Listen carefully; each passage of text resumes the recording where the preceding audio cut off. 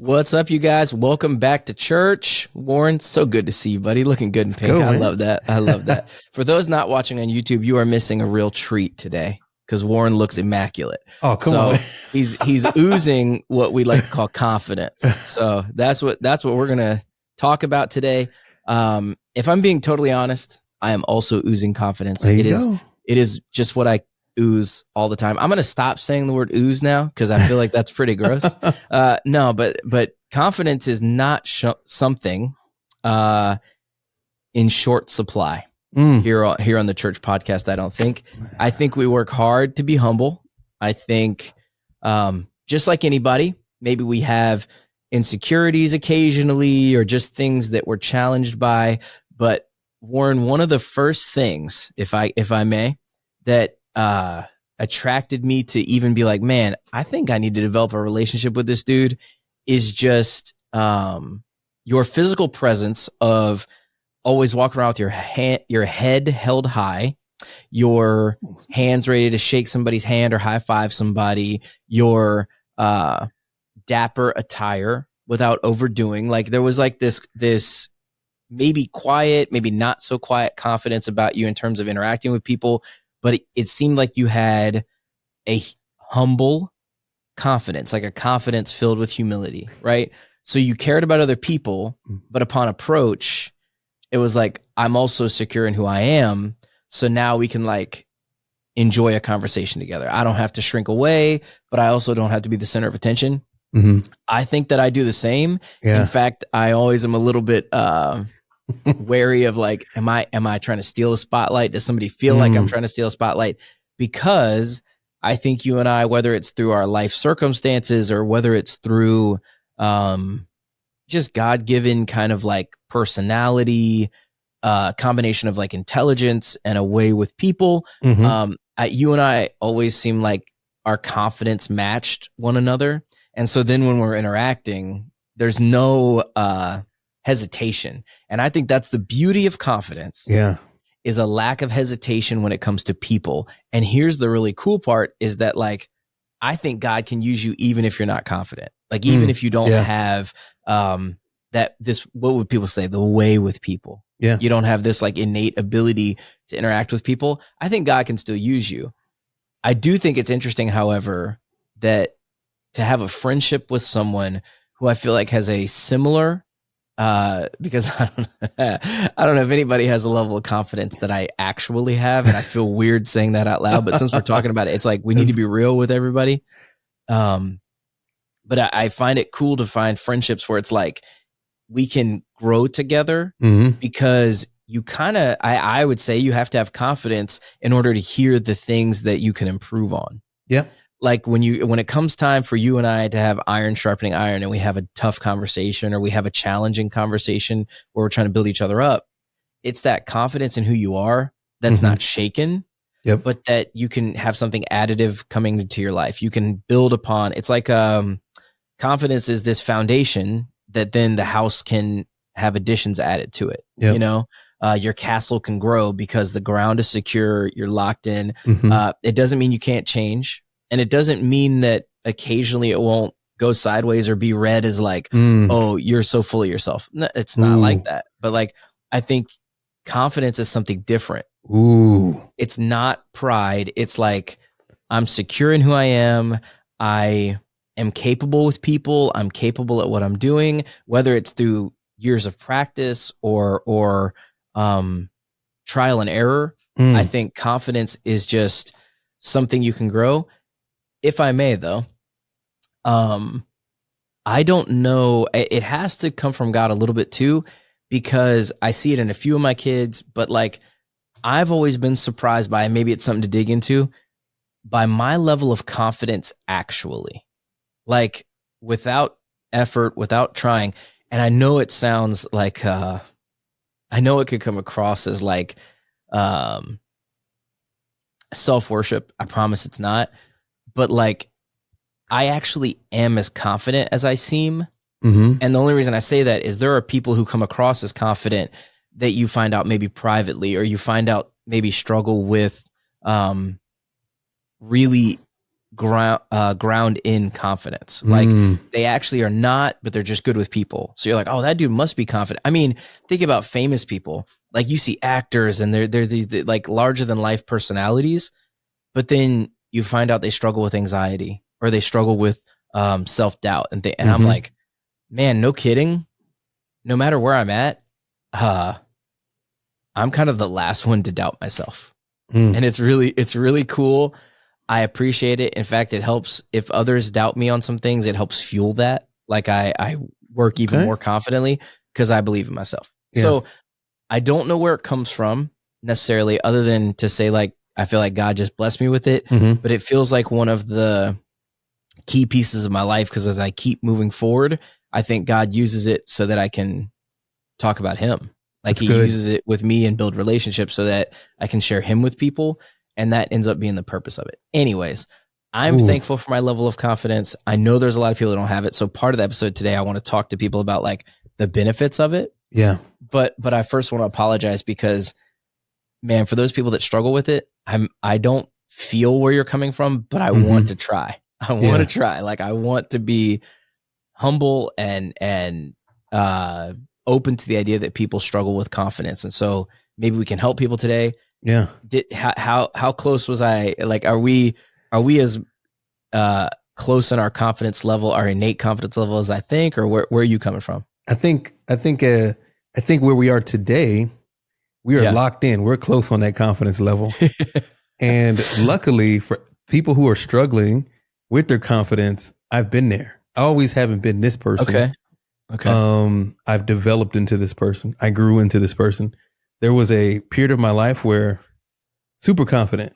And then there was a set of events that took that confidence like away.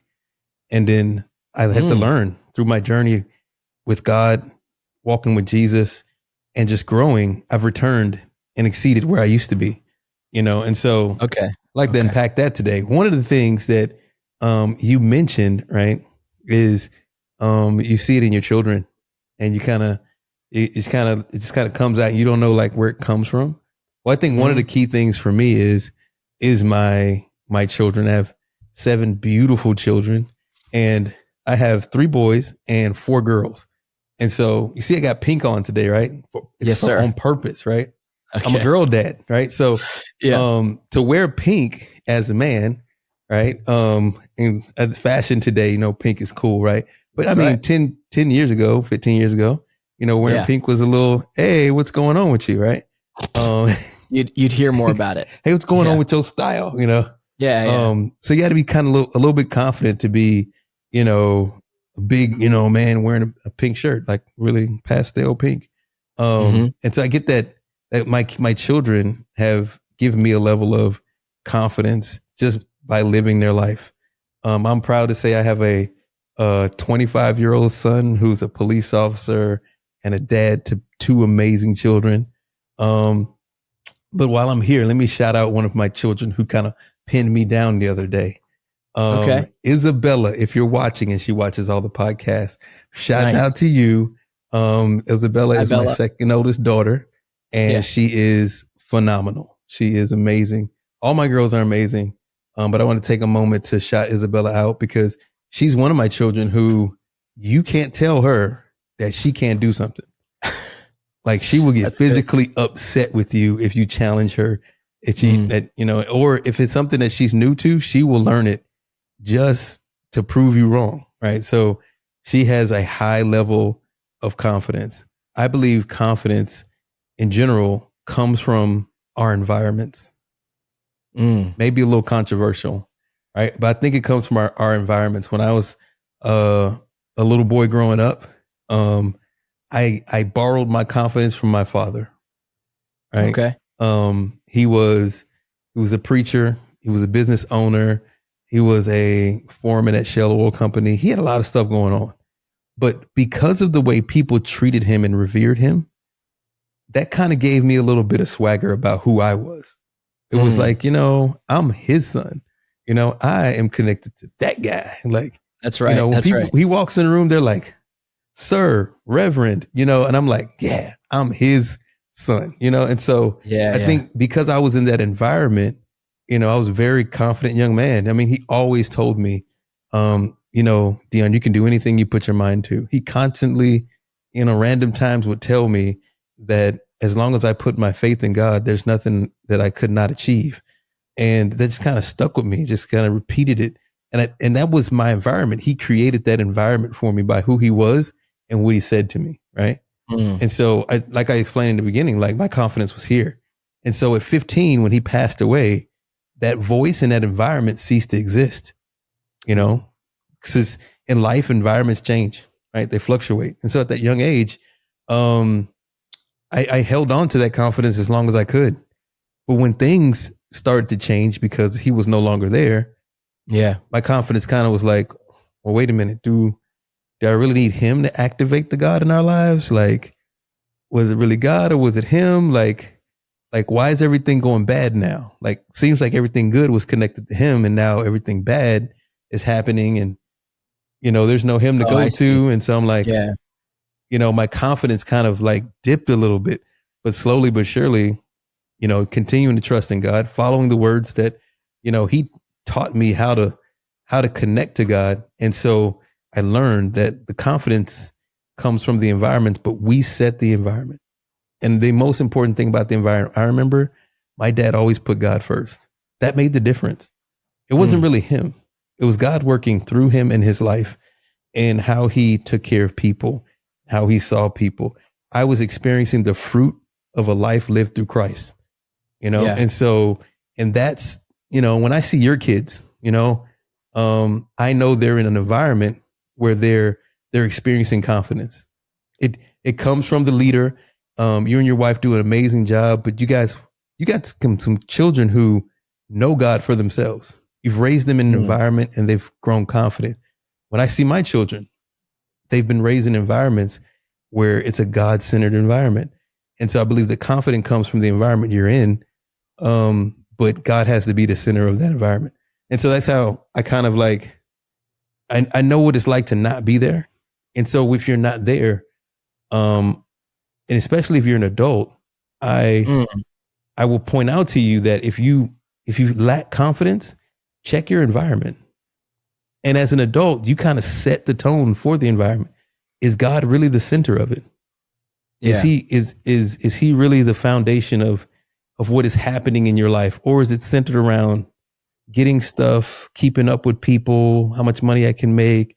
Is it centered around worry or stress? Because those things will make you unconfident in life. And kind of like you said, Jason, I don't care what it is or what's happening. I don't believe anybody can do it better than me.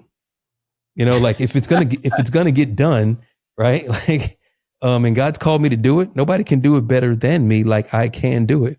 And that's not a confidence that slights to everybody else. That's a confidence to say that God created me to do something and I'm the best person to do it. He also created you to do something. And when we do what we're supposed to do together, that's when the whole body works together. Right. So I like an environment where everybody's confident. Where it doesn't have to be, hey, there's only one Michael Jordan on the team. I'm like, shoot, let's be a dream team. Let's go. Yeah. Everybody brings something to the table. Everybody, because when we are connected to the master, we can operate in the strength that is far greater than what we can do alone. And I believe that's where you get your confidence from and where Christians really who are walking in that confidence in God really get it from, that they set the environments and it kind of bleeds over into our children and our friends and our family. Yeah. And so that's kind of where I'm at. Hopefully that kind of answered your question. It did. I never really thought about it a lot. I mean, I have always appreciated it, but I guess so in looking at our situations and the contrast a little bit, I never had anything in my life that shook the kind of like foundation or fabric of the structure of the environment that encouraged me. So shout out to my mom and dad. Like there was always a good word to be said, maybe an encouragement on how to improve, but it was never like, man, I was never in a position where I had to question whether or not I had support. Ooh, and so maybe that's the thing is like, you want to build something for your children where you're like, build a foundation where they can play life, if you will. Like they're like experimenting in a what feels like an open playground, but like as an adult, you see the edges. Yeah. Like you see the chain link fence, they see the swings, they see the, like, or you're climbing on a jungle gym. Yeah. And for my little kids, they feel like, man, I've conquered something because I'm 4 feet off the ground. Yeah. And that's like double their height or whatever that looks like. Right. Yeah. But for me, my head is still over the top of it. So I know that it's safe. Like there's an environment where you're experimenting with your confidence or who you are as a person in a environment that won't be shaken. That's good. And so interesting how God can do that for us. Mm-hmm. Like if you really trust God about it, the external things that can happen don't get to do the damage that they could. Ooh. When, like, for instance, here's a really challenging thing is like maybe at 14, 15, right as you're coming into your manhood kind of thing, like your dad was a big portion of that foundation. Mm-hmm. You know what I mean? And so then now as a man, like the thing I see now in you is that God has either taken that place or you realize like the power that God has to be the foundation of those things. Yeah. And so maybe it's true for me too, though. Like, was my confidence in the fact that like I was good at basketball or my parents were around or like any of these things, like at some point you mature to a place where you're like, actually it was God the whole time. Yeah. Assisting, like God being at the center, whether you recognize it or not. And so I wonder I feel for the people where like when things like that happen and it shakes your confidence in yourself, I wonder what that looks like to like how far you have to go away from confidence that like even God is not the thing that can bring you back sometimes. Ooh, like I think God can always do it, but I'm saying to take you so far away that you'd believe even God can't fix this thing. Right. Ooh. Like that's just a really challenging moment for me. And so like, as we work through it and as we look at confidence, which is basically just like you believing in yourself and the things you can do.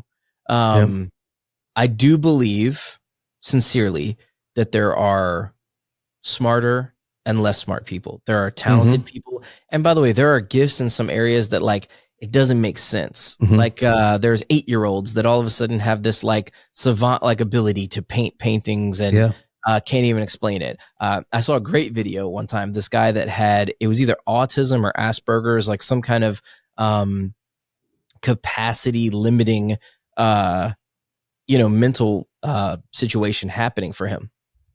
He could go up in a helicopter and fly over a city and then one time, having flown over, accurately redraw the city across like a piece of paper or a canvas on a wall. And he would do every building. He would do the accurate amount of windows, right? He would notice every detail.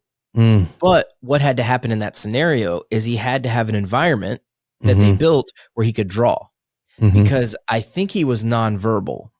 And so his parents had to have somehow had the opportunity to have him draw, but man, that's an innate ability. Like that's something where like they weren't teaching him how to draw. They weren't teaching him how to memorize things. And he just had it. Like, so God, I think, unlocks these things for us. So maybe that would be like the biggest, and I don't mean to do it so early. I'm actually uncovering this for myself right now. What maybe the purpose of this episode is for me is like, can people know God can unlock that confidence for you? Just like he unlocks the abilities, just like he gives you the abilities, and then he can give you the energy. He can give you the confidence to pursue those abilities, right? Because I think having confidence is fine, but like you and I talked about before, we have to be very careful about irrational confidence. So irrational confidence that I would say has no evidentiary basis in reality. Like you can't. It's okay to have some of that. Like I have some of that. If you roll a basketball out on a court and it's me facing up against, name your favorite NBA player that's currently playing, I'm not going to back down. Like in my heart of hearts, I might know that like this could go poorly, but I also really believe, I genuinely believe now. I genuinely believe right now at this moment that like they should also be worried about my abilities. Ooh, which whether or not that's like, you know what I'm saying? I would just like take the basketball and be like, "Can I get an autograph? Thank you, appreciate it." Try to shake hands quickly. I'm not. Yeah, you're gonna be that's like, what I'm saying. "What's up?" There are areas in my life where I have irrational confidence. And there was also something cool that you pointed out was like, I don't think my confidence also means that like I always have to be in competition. Mm-hmm. So you said, for instance, when it's time for you to preach or when you're like, there's nobody better. I actually feel the same way, but here's really interesting. A week or two ago when you came to preach at Chuan here at Chuan University, shout out, you came down and I had no hesitation whatsoever that you were going to bring an awesome message, that it was going to be incredible. In my heart of hearts, it's so weird that I can believe I will be the best option every single time there's a microphone, but I can also believe that like this is Warren's time where he's the best option. You know what I'm saying? And I think it's about, I don't know what that is. Like that confidence is like, yes, it can lead negative places if you think that's the point. Yeah. Is that like, oh, it's about me? I like that I can be confident in that I don't have to have any level. I guess that's what I'm trying to say. That's what I'm trying to say.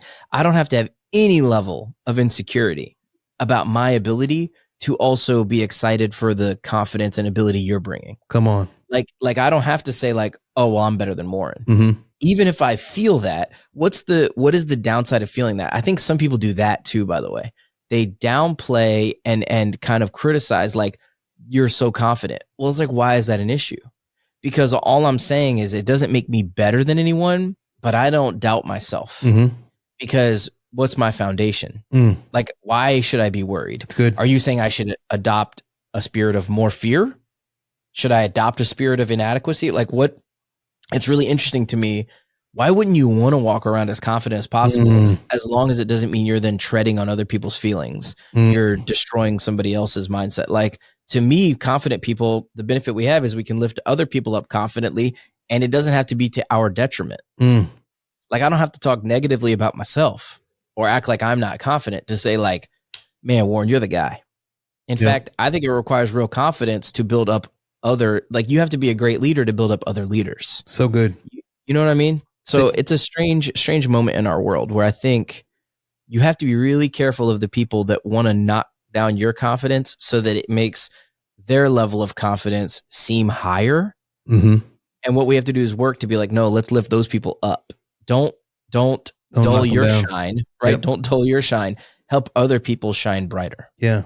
It's a concept of there's enough pie for everybody to eat. And I'm like, just because you got a slice doesn't mean I don't deserve a slice, or it's that God has enough gifts and talents. He's created all of us. And so just because I have a gift doesn't mean you don't get one, so we don't have to act like God didn't make us in his image and greatness he's put greatness on the inside of us. I love it because I think what you're talking about is the key of when you really have this confidence, it's really not confidence. It's almost taking yourself out of it. And for me, it's like if I had to depend on what I could do, right? Like this is what I could do. I have to show up. I have to perform. I got to get this right. And I'm like, no. If it was me, there'd probably be a problem because I'm fallible, right? I mess up. I'm late, or I didn't do it or I didn't, too much of me got into it, but I put the onus back on the gift giver, right? I put the responsibility back in the hands of the maker and be like, okay, God, you've called me to do this. I'm going to trust you to do this through me. Let me get out of your way. And my confidence relies in you. Yes, I got to do it. I got to open my mouth, but I need you to give me the words. Yes, I got to go. I got to be on the court. But God, I pray that you guide my hands. You help my eyes, help me see the play. All these different things. When we give it back to God, right? Give it back to the maker, right? It takes the onus off of us trying to be perfect. Yes, it requires practice and study and due diligence, right? But it also requires us to have a confidence back in the person who created us and gave us the gift. If it was my gift, like I pick it, I can't make myself great. It's something God didn't give me. Like I could want to be a pole vaulter all I want to, right? I'm going to be a pole vaulter. Do I look like a pole vaulter? No. Yeah. It's just, that's just not in the cards for me. I could go on a diet, but maybe that's just not in the cards for me. And I think that's hitting on that stuff you talked about, this unrealistic confidence that we sometimes make these things in our mind, that we're gonna be great at this certain thing, right? Yeah. We really have to lean into those things that God has innately given us. And most people are like, so what is my gift? I can't tell you what your gift is. You already know. And probably the thing that you're gifted at is the one thing that you really don't want to do. I would also say the thing that you're gifted at sometimes, and this is a tendency I see a lot, people downplay that thing. Like, oh, that just, yeah, I know. Like, okay, I can do this thing, but that comes to me easy. So it's not as, man, but look at this thing you're doing, or look at this thing they can do because this thing comes easy. I think that's incredibly dangerous and foolish, I would say. Like, lean into the things you're good at. Like, this is your thing. Well, then, like, utilize it, right? It's kind of like, and that's human nature, by the way. You have this great ability to paint. And so you take the painting for granted. You're like, all I want to do is be able to sing. Yeah. You're like, man, but you're not even practicing your painting. You're practicing singing because you think the other person has it, when secretly that singer just wants to be a great painter. Come on. And they're like, yeah, but I take singing for granted because I've always been good at that. But man, look at your paintings. Look at the painting. Yep. And you see it all the time. Like when people from different fields meet up, it's like they're so complementary to the other thing. Could we just get to a place where we're like, everybody's going to have different talent, right? Interestingly, this helped me a lot with confidence. Was you dig into your Bible, almost every person of real importance and power and influence that Jesus brought alongside him or from his life on, they're all people that, like, by all accounts, we're definitely more talented than in today's modern age. Like, lack confidence. What was it? The disciples, like, they could read at like a 5th grade level, possibly. They were tax collectors. There were some prostitutes. There were some fishermen that like lowest ranking member of society. They have to work every day for what they get. They don't get time off. And Jesus is like, I would like to use those people, not just to build them up and show his power through them, but also as a reflection of like, so if you have more ability, how much more can I use you? So right? good. If you have more ability than a, year 100 BC fisherman, which, by the way, in theory, with the advent of the internet, like, my kids already have more intellectual, like, access to knowledge or whatever those things look like, right? Yep. Modern medicine, all these things, like, we have so many advantages to the people that were under tyranny of Rome. They were poor, they were destitute, they were in an area of the world that people didn't really consider very much, right? All of these things going against them, and Jesus came and used them through what he was able to bring into their life to change the world. And we discount our gifts. So when you brought up gifts, I wanted to make sure for a little bit of this pod, we talked about people. If you're discounting your gift, come on, stop. Stop right. That negative head speak. Stop the speaking ill of the things you can do, because God could use that powerfully.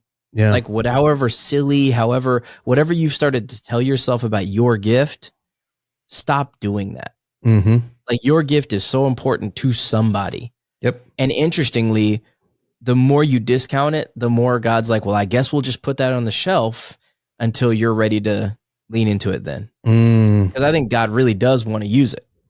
I love that point. I love that point that you're making.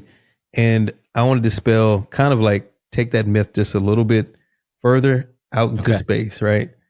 When we talk about gifts, I need to realign people's thinking to what that really means. Because most people think singers, music composers, rappers, or speakers, preachers. It's something that's a part of, that's a captive audience, right? Most gifts are not for captivated audiences. They're not even for clicks or likes. Most gifts are subtle, and that's why we step over them. Let me tell you, I have been a part of churches. I've been to some great churches, but it never fails, especially at Alive, that there's like one person who is a greeter, and the greeter has the gift of hospitality that is so good that you're just excited to see him every Sunday. Like, And if they're not there, you're like, whoa, something's off because their gift isn't there. You know, and you're like, all they're doing is saying hello, welcome to church. And it's their smile that's infectious. Like, that's a gift. Yeah, because that smile may be the only smile that person got that week. It may be the best greeting that they've ever felt. And we overlook things like that. We overlook the Sunday school teachers or the youth leaders. We overlook the people who help us get a seat at church, or the person checking out our groceries. Well, most of the time it's a computer now, but the person who helps the computer check out our groceries. You know, we forget the things that people are like, well, those are just ordinary things. There's just people who are just, I mean, they just bring a spirit of lightness and happiness to an environment. That's a gift. In a world where we live full of cynical, angry people, that's a gift. Like, and so when people tell you that you do something great, don't just throw it to the side.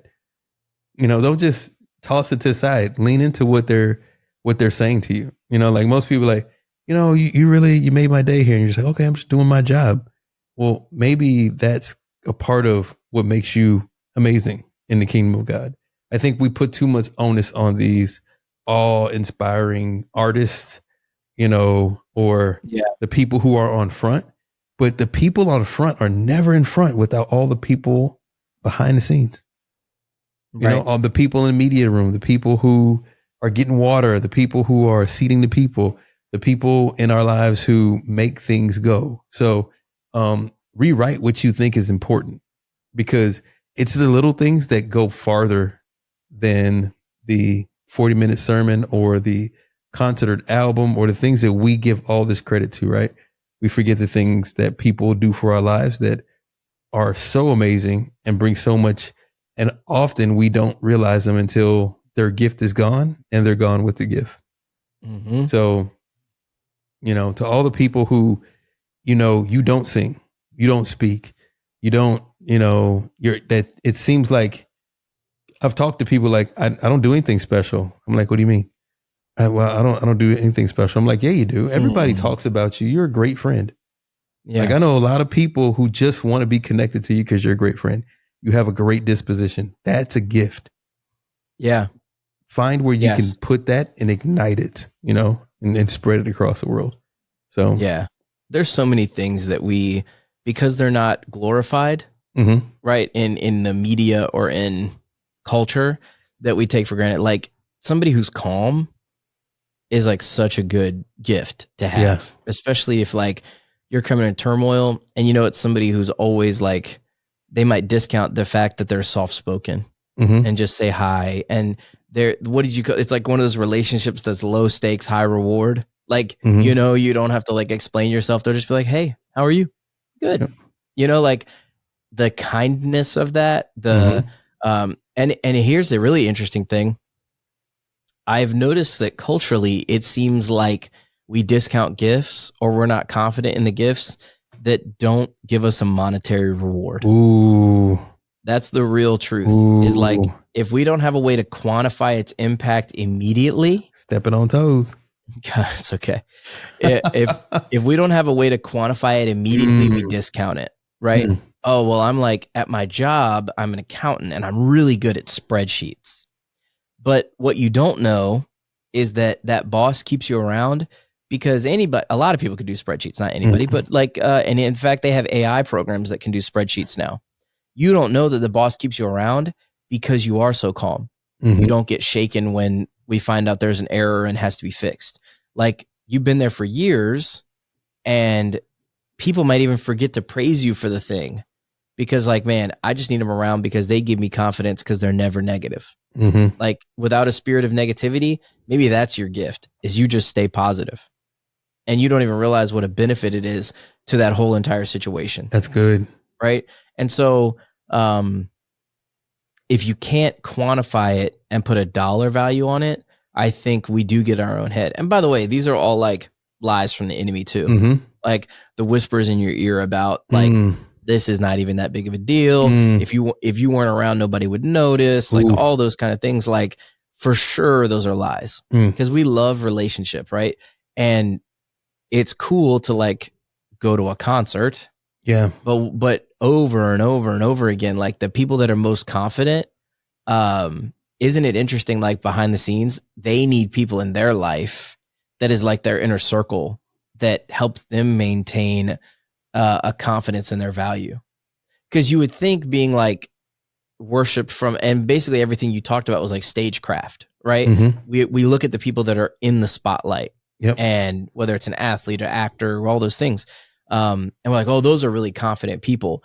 But man, the minute that they get home and their wife is unhappy, their husband is not thrilled with what's going on, their kids are fighting with them, it can shake your confidence, even if you think, well, how could they lack any confidence? Like they've done this thing that's like has high value societally. But it turns out relationships are the thing that give you confidence, right? And first and foremost, it's like your relationship with God. So people can help you in and out of confidence, but like knowing who God says you are kind of allows you to have more patience with people. It allows you not to be shaken. Like I've been accused in my life of coming across as fake. And when I realize it's not about those people that are calling me fake, because over time they'll see like I actually do care. I hope like that's what I want to live out. But the people who think my joy is artificial, the truth is it's because they can't imagine being able to muster that amount of joy because Jesus is not a part of their life. Come on. So I think that's what we do is we're like, hey, that thing I can't do, I'm not a comedian, but I'd love to pay that comedian because their gift to make me laugh is so good. It's worth my time. I'd love to be joyful, but that's got to be fake because I can't possibly do that. And you can't buy joy. So you'll pay to go see a comedian and laugh, but to have real lasting joy, it requires you to step out and be confident in who God says you are. But isn't it interesting? You can trust that comedian will make you laugh, but you might not be able to trust that person you meet that seems too joyful. Like you're waiting for the other shoe to drop. And so one is lasting, like real joy, and one is fleeting. Like we just have to fill that gap over and over again. The challenge of that is that's not ever going to build up real confidence. That's not ever going to like fortify you, is to seek those things that just kind of come and go. Like, I just need to see that actor one more time. I need to listen to that album, that music one more time. And that's what we use. And so that's why God is like a really awesome foundation for that, because if you use those other things, the minute you find out your favorite artist actually didn't even write those songs, and you thought you were identifying with someone who wrote these songs, and like, actually, I've never had a breakup before. And you listen to the whole breakup album, you're like, well, what? What do you mean? Like, it shakes you. Like, I thought I had somebody I could identify with. Turns out God can identify with everything you're going through. And so it can give you confidence to move through it. It can give you confidence to reassert yourself, right? Like that's what God does for us, is like gives you a foundation to be like, I don't need to be moved or shaken off of the real truth of the one thing, right? So good. Like that's where God puts us, is so good. within confidence, because we don't have to do it ourselves. You said it before. I'm just mimicking what you said. We don't have to do it ourselves. Like God gets to be the source. So guess what? We can do whatever he says we could do or not do. Like if he doesn't have it for us, it's like, it's not your thing, right? We're not going to do that right now. And it's a great balance. God is like the ultimate, pie cook. Like you said, there's enough pie to go around. He can make more. There's like plenty of airtime and energy and space and like relationships to be had. There's so much, but like the minute you start spending time discounting what you have, I think God is a God of free will, and he will let you do that. You can live in that space of, I'm not going to use a gift. You know what? I'm not going to interact with those people. I'm not going to talk to that guy. Even though God put it on my heart, I'm just going to wait because I don't want to say the wrong thing. I don't want to do the wrong thing. In fact, I don't want to find out I'm mediocre. There's all these things that we're worried about. And God's like, you don't trust me? Yeah. God's like, let's move. Let's go. Come on. But I'm ready when you are, because it has to be your free will. I'm not a puppeteer. I'm not going to just make you go. So that's where we're at. So I guess let me lead this into a question for you. I'm sure I've like cracked a door open on many thoughts, and I always appreciate it. But my question for you is, in the moments that you're shaken and your confidence, is there something practical you do?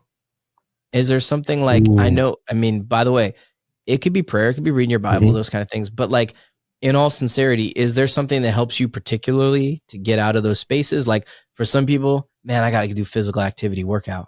Some people, it's like, you know what would help me? I'm going to go write in a journal, that kind of stuff. So for you, Warren, what does that look like? If your confidence is shaken, what unshakes you? So I don't know if that's a phrase. So confidence gets shaken. And it's funny because you think it'll be something that happens like every once in a while. It happens like more often than usual. Just life, And so one of the things practically for me, right? I do those things. I do pray. I do get in my word. One of those things are practical for me because I love practicality. That's how God speaks through me, right? Is that I stop and I pay attention to where I am. And usually wherever I am, because I have, a number of children, there's probably some child or something running around, right? And every kid comes with a story. And so I can look at a kid and I can see the goodness of God. And I can look, in my home and I can see how God has provided and taken care of this family. And so whatever's shaking my confidence isn't greater than him. Right. And I like the saying, what I'm going through is not better than what I'm going to. And so regardless of what's happening in life, the way I regain my footing in my confidence is I stop and I pay attention to what is currently around me. And I have a secret weapon. I journal. I journal, I prayer journal. And so the best thing about journals is you don't even have to finish them. Just write in them and just some I've finished like almost all of it. Some is like only got 3 pages in it, but I like to just pick up a journal and sometimes they're 10 years old and I'll flip back to an area of my life where I was so praying for something. I was so asking God to do something and I remember that time and I'm like, oh man, I was so like concerned about that. And that was such a small blip on what God has done throughout my life. And it reassures my confidence, and not all the times I have to pick up a journal, I could just sit back and think about just what God has done for me. And I'm like, yeah, we're good. Also, I wonder this. So I don't journal a ton, but the one thing I've noticed about the journaling habit is that it forces you to slow down. Like you have to really work through the thing. Yeah. It's almost like a physical manifestation from your hands of like a breathing exercise. Yep. Where you're like if I'm going to journal about this thing that I'm upset about, there's no chance that your hand can move as fast as your brain. So you really have to process the thing to write it down. Do you feel like that's a part of it? Like does that help you or is that does help? It does help because whenever you write something, a psychology professor taught this to me. He's like, when you're trying to learn something, he was like, don't read it. Don't copy notes. What you want to do is you want to take the information, synthesize it, and put it in your own words. Don't write what you're seeing out of the book. Synthesize it, put it into your own words. So when something happens in your life, right, and you're journaling, you're synthesizing all that has happened to you, and you're rewriting that story. And you do have to slow down because your hands are slower. But there's something that happens. It goes from your brain, and your brain has to tell your hand, right? Like what to write. And it's kind of like you are transferring that information like to long-term storage because you wrote about it. Yeah. And it's a process to just like, for me, it's just good to look back over your life and be like, man, God is so good. That was the biggest takeaway for journaling for me, because when you pick up something that you wrote 20 years ago and you're like, wow, I picked up things that I've written 20 years ago. And I was like, man, I was on fire for God. I got to get back there. Right. Yeah, and then I picked up things and I was like, man, I remember that time. I was like, really like tail spinning there. Right. Well, I imagine you thought you'd never get out of it. Yeah. And then you read about it and you're like, oh, I survived it. And I'm here 20 years later. Like, and you survived. And you're like, wow, look at all the things. And so it inspires confidence because God has an amazing track record. It doesn't mean there hasn't been pain and hardship and things haven't happened, but God has an amazing track record. I can be confident in him. Like my confidence grows when I look back over what he's done. And when I get into the scriptures and I can relate my story with his story, and I'm like, come on, let's go. Let's go. He is in the details. And so for everybody out there who you struggle with confidence, journaling is one of those keys, pieces that you can add to your life. Don't overcomplicate it. If you write 2 sentences a day, right? I guarantee you in 5 years, you're going to appreciate those 2 sentences. If you go back and read them. And the beautiful thing about creating this habit is it's a set and forget habit. You set it, you forget it. It'll pay you. Like if you don't do it, you have nothing to go back to. But if you do it, and it's always crazy, it comes back to you at a time where you don't even expect it, because usually you put these things away, and we're collectors of stuff, right? It's like a book that you're writing to yourself. And one day maybe your children will see it, right? But if during our walk with Christ, I'm telling you, you will be tested. One of the best things you can do is to keep the story of the test, because we're going to get old and we'll forget things. And so, Jason, I'm telling you, just type it out. 2 sentences on a computer, keep it on a Word doc, however you do it, right? Because I can tell you, just over being friends with you, I have journal entries about like, boom, hey, we're thinking about starting a church. Oh, yeah. We're thinking about starting a YouTube channel. We're thinking about ministry. Hey, met this amazing guy. Man, wow, God, thank you. And they look back and be like, wow, that was then. Look what God has done from then to now. And I'm like, man, I'm confident that God is not done yet, and he's got more great things on the horizon. So, I think that's what helps me too, is like, so it's not journaling. Here's an interesting one. For me, creating helps me get out of that space. So like that's on par. That's So sometimes it's art. Sometimes it's like doing digital, whether it's digital or like practical art, drawing, doing something like that. Wow. Even something creative like singing, listening to music, like some kind of creative outlet or output. And by the way, I don't think this is hyper unique. I feel like a lot of people do this. For me, it's like 2 birds with 1 stone. So if you lack confidence in something, the thing I run back to is the thing that I am most confident in is my creative ability. It's good. Right? That kind of thing. And I tend to, well, I guess, I don't know if it's the thing I'm most confident in, but the thing I'm probably most confident in is like my ability to interact with others and kind of like share perspective and share interests in things. But the thing that re-energizes me is kind of being creative, remembering that like God has something for you. But again, that creativity, the reason I asked you about it is I think that when you're doing something creative, you have to slow down a little bit. You do. You can't move at the pace at which your brain is going 100 miles an hour. And interestingly, the thing that will help me sometimes take me out of some things, like if there's mental challenges, sometimes it's even like going back to a TED talk or something that really like challenged me to think about ideas.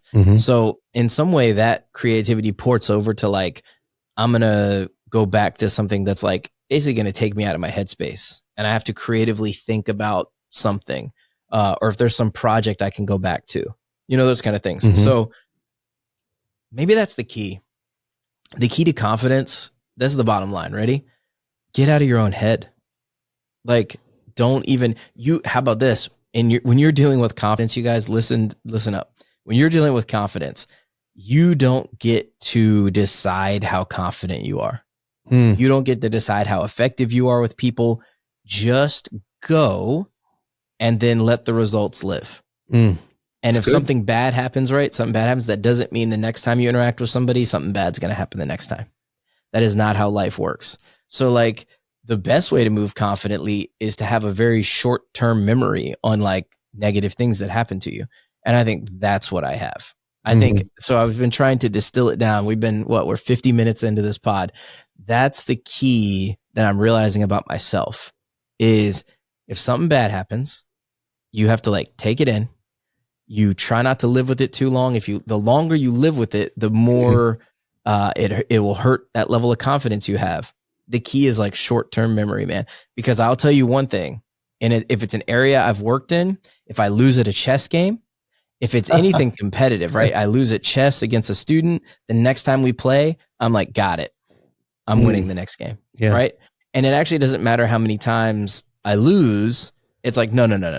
That was a learning opportunity, but that does not mean I lose the next game, right? So we do this thing as humans. We're like, well, it's gone poorly a few times. That means like God can't use it. Man, you have no idea what a whole losing season can do, because the seasons where I won 0 games playing basketball is almost just as good a story as the seasons where I lost a game out of 20, right? Or by the way, the story of the losses, isn't that interesting? You can use those practically a lot more. You can talk about, well, we just destroyed the other team. No big deal. Yeah. Like that doesn't do anything to aid people's lives. So isn't it cool that God can use our inefficiencies, our fallacies to ironically build up a source of confidence for us? Like, remember the time I failed? Look how awesome it is I'm succeeding now. That's why I can be confident that even if I go after this thing and I don't get it, look what God did in the meantime. Yeah. That's where I'm at with it. Like, I think that's why I walk in confidence is like, I've said this thing before. I probably shouldn't say this out loud on the pod, but let's be real with everybody. I genuinely believe that if I meet someone and they don't like spending time with me, they don't want to get to know me further, I assume they have missed out on something.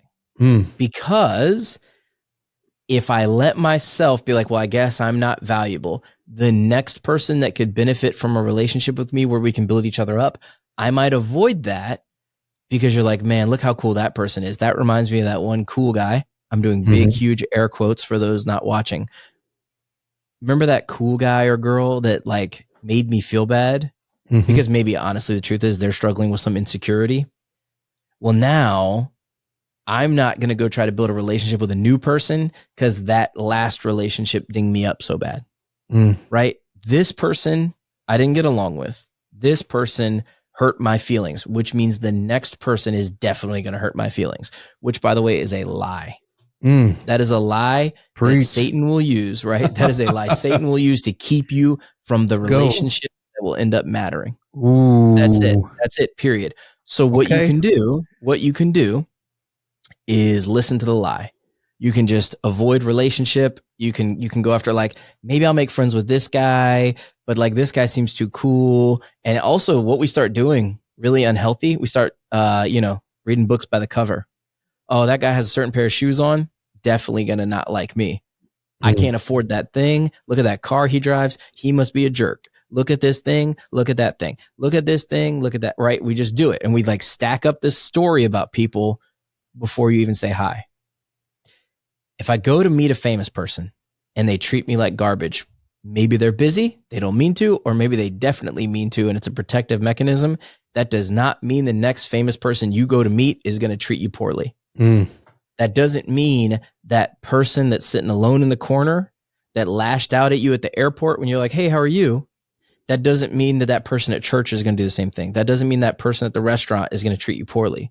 And when you miss out on relationships with people or like getting to know interesting people or being able to, I don't know, get out of your own head and pour into other people's lives, because newsflash, life is not about you. It's about God, how much he loved you and how much he loves other people and can use you to show people that, right? Foundation is God. Your confidence, the foundation's in God. Go love other people. It's not even about you. You don't need to worry about having joy because God is your source of joy. Jesus died for you, but he also died for those people you're avoiding because the last person that looked like that hurt your feelings. The last person like that hurt a relationship with you. It's not the truth. Like, it is not true that everyone that looks the same, dresses the same, smells the same, acts the same, is the same. It's good. I know it's a defense mechanism, but I'm telling you, move confidently into relationships. It's going to be super valuable for your life, and move confidently in your gifts. Move confidently in things God has for you. Warren, cap us off and then roll right into what I know will be an excellent praying us out. Oh man. This has been an awesome talk, Jason. This has been this has been, I think, growth for our spirits. I mean, if you're listening to this podcast, I hope that you're getting something that God is speaking to your heart in this moment. I always want to challenge our listeners and each other. There may be something that you're not confident in. Maybe you're in a position and you know you need to go to the next level, or you need to go get another position and you're just not confident. You're thinking, I have to do this. I'm stuck here. And you just don't have the where all be all to move forward. Have confidence in the fact that there's something greater for you, right? But the answer is no to every question you don't ask. Okay. So if you're unconfident about your future and you know something needs to change and you're not doing anything about it, you can expect it to stay the same if you do not do something different. And here's the key. If you're listening today and you're like, I don't have any of these things these guys are talking about, because you don't have Jesus in your life, the first step that you need to do is have the confidence to invite him into your life. Yes. That's right. There's going to be some things that have to change. You're going to have to turn from your sin. You're going to have to repent, and things will be different, right? But you can have confidence that although a life with Christ is not a life of ease, it is a life so worth living. It is the only life that you need to live. It is a life with the greatest rewards, not on earth, but in the life to come. And so the true peace of life and confidence in life is walking with Jesus. And so I invite you into that life.